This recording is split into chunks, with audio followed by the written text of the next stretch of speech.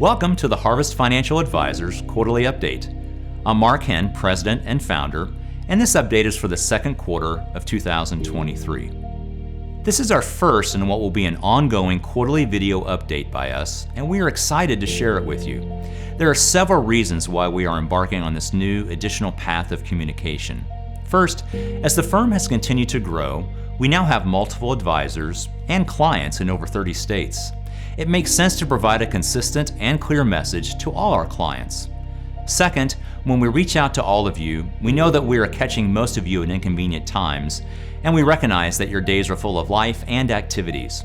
We know it's important to share our thoughts with you, and through this video message, we can now provide you with full flexibility of when you choose to view our update. Third, it allows us the opportunity to share our thoughts in one message to everyone and reduce the amount of time that we spend on a one-on-one basis reviewing our update. This enables us to spend more time on your personal situations when we have conversations. We hope you enjoy this video update, and we welcome your thoughts and comments.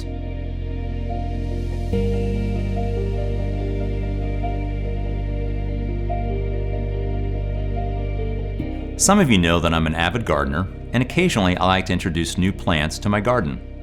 For instance, last year was a fig tree, and this year was ginger. Ginger is a tropical rhizome which loves hot, humid conditions, something that's been sorely lacking in Southwest Ohio for most of the spring and summer. I supplied the humidity through watering, but the plant would only start growing when the soil temperature was warm enough. When it reached that point, it was amazing how quickly the ginger started putting up shoots. In a similar sense, companies involved in artificial intelligence are now experiencing ideal conditions for growth. These stocks have shot up significantly this year, in small part because of valuations due to last year's pullback, but in large part due to a euphoria surrounding AI.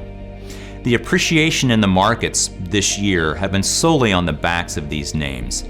For instance, the top 5 companies in the S&P 500 index are providing most of the market returns this year. Now, if you would have asked me a year ago when the bottom of the economic cycle would occur, I would have focused on the end of this year. 6 months ago, I would have said the first quarter of next year. Now it appears it may be the second or third quarter of next year. The shifting time frame is due to the Federal Reserve's policies, which try to reduce both peaks and troughs, but end up extending the economic cycle in the process. Now, why is this timing of this so important? Because typically the stock market bottoms 6 to 9 months prior to the economic cycle.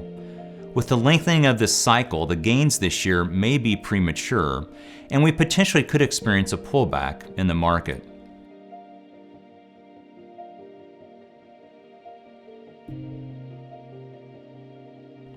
Now, looking forward, inflation is declining and the economy is slowing. However, parts of inflation, including shelter and wages, are sticky, and tight labor conditions could see the Federal Reserve raise interest rates even further after its breather it took last month. We're starting to see a few leading economic indicators point toward a bottoming process. And while the consumer is still healthy, retail sales are beginning to slow. Add to this the Fed potentially raising rates further, reducing the money supply, and a historically significant inversion of the yield curve, and these leading indicators could also be premature.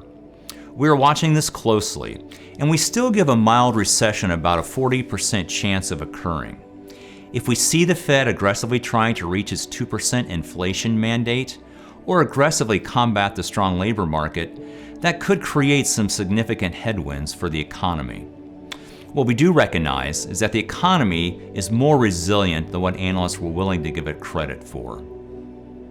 Now, for equity markets, as I already mentioned, most of the gains have come from a few select companies. This means that the breadth, B-R-E-A-D-T-H, of the market is very narrow, and that's not a recipe for a sustained rally. What we would really prefer to see is for market gains to be broad-based across multiple sectors. We are seeing the benefit to the individual stock portfolios of the adjustments we made last year by taking advantage of lower prices to add in or adjust positions. In fact, in just 6 months, we're having to now reduce some equity positions that we added or increased based on the run so far this year.